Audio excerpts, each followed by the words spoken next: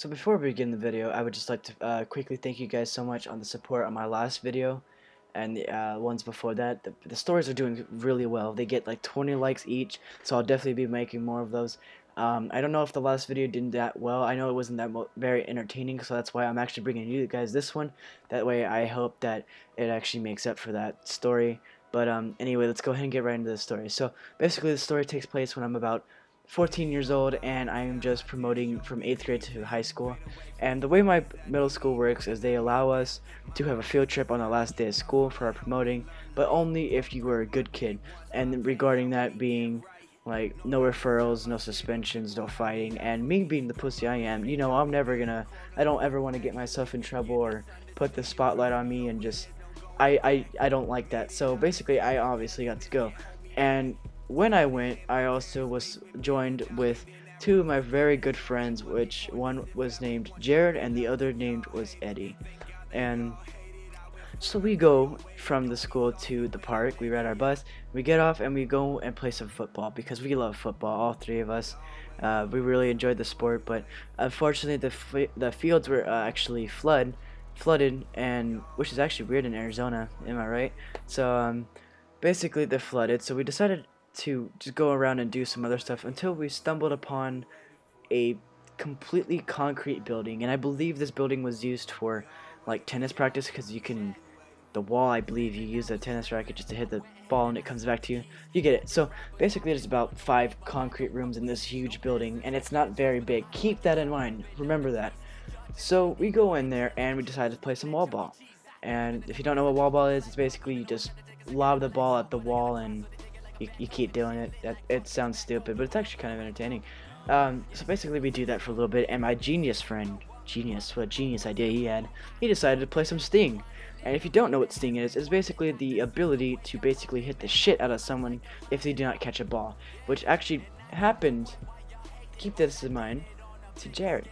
So after we're playing some Sting, my friend Jared drops the ball, and no biggie, he just has to run and maybe pay attention, but that's not what he did at all. So basically what my friend Jared tried to do is not get hit by looking into my friend's eyes. I don't know if it was like some kind of like soul looking or something, but he did not want to get hit. So he decided, I'm gonna run all the way to the wall while I'm looking back full speed. So you can already see where this is going, right? The dumbass meter just went up really fast. So basically what he's running, right? I already see this outcome in my head. I already see it, and it's exactly what I predicted. He fucking smacks right into the wall, and it is it is terrible, and we're all dying laughing. It is just hilarious. And that's not even the funny part, to be honest with you.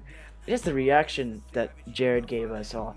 So basically, Jared, once he gets up from the, fucking full speed at the wall, he gets up and he's walking, he's smiling, laughing. So I'm like, no biggie. And a couple seconds later, I'm like, oh shit, you're bleeding. I just let him know, and I don't know how this happened, but it is the greatest freak out of all living time.